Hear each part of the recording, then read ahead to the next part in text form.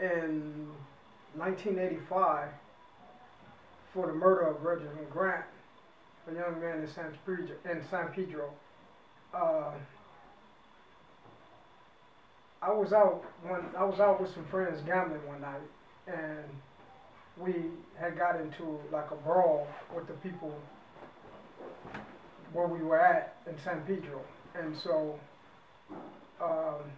I left. And that night, um, some of the people that were in the brawl, they um, started brawling again, but I wasn't there. And one guy named Edward Kennedy ended up killing another guy named Reginald Grant. And so, and so, um, the next day, the police started looking for the people who did the shooting. And somehow one of my brothers got mentioned as being there, and my brother Edward Adams. And so they had went to my house and told my mother that they wanted to talk to him. And so my mother called him, and he said, I haven't did anything. He was 16 years old. He said, I haven't did anything. He said, what they want me for? And then she said, I don't know, but you need to go down to the police station. And so he went down there. And so they told my mother, they said, okay, he's not the one we want. We want your other son, the one named Roland, which is me. And then, so my mother called me. She said, they said they want to talk to you. And so I said, all right, I haven't did anything. I'll go down there and talk to him. So I went down there, and the officer started to question me. And he asked me, he said, where was I at? And I told him I was in San Pedro, got into a fight. And he said, well, somebody died after you left and came back. I said, I didn't go back.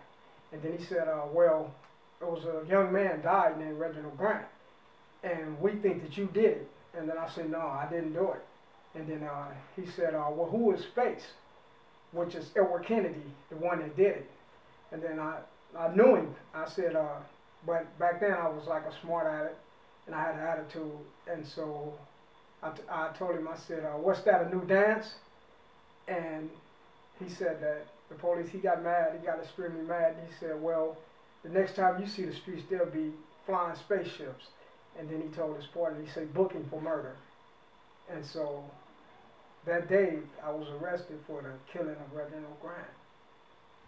I ended up going to prison in 1986, and in 2009, Edward Kennedy, he finally admitted to doing a crime and told him who was with him. And I didn't know he had did it at the time, and then until I heard from the DA.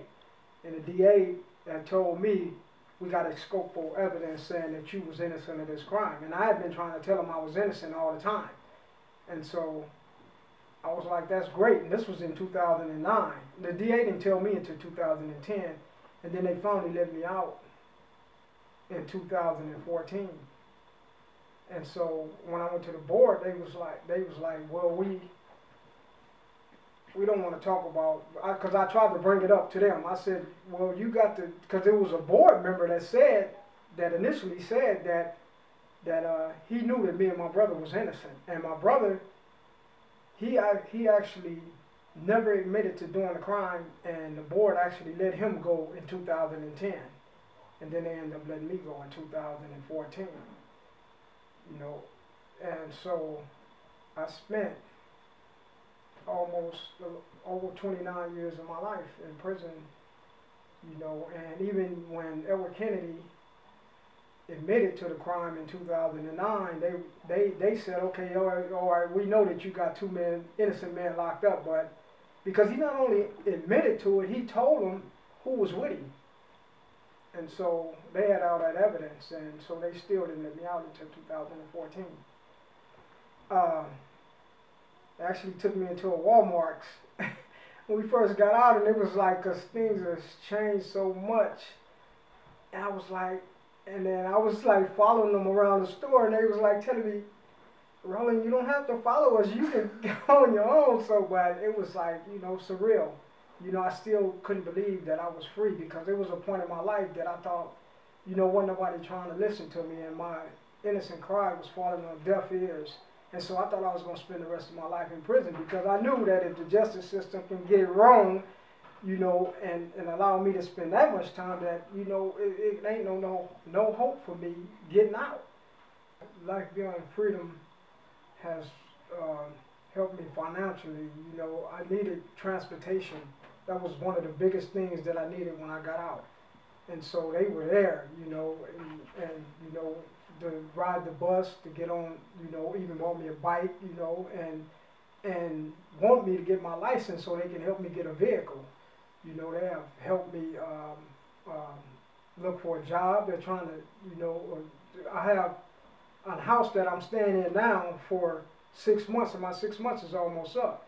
But I don't have to have the fear of where I'm gonna go next, because Life Beyond Freedom has already assured me that they're gonna be there for me.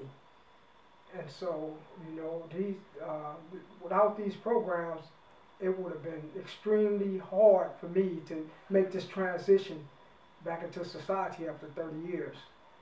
And so I'm grateful for that.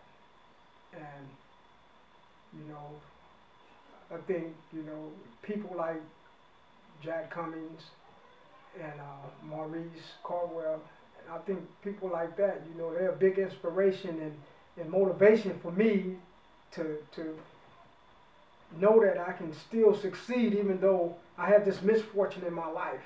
You know, they're there counseling me and helping me, making sure that I stay focused on my life is not over with. You know, and, you know, it's still a future for me. And so I'm grateful for that.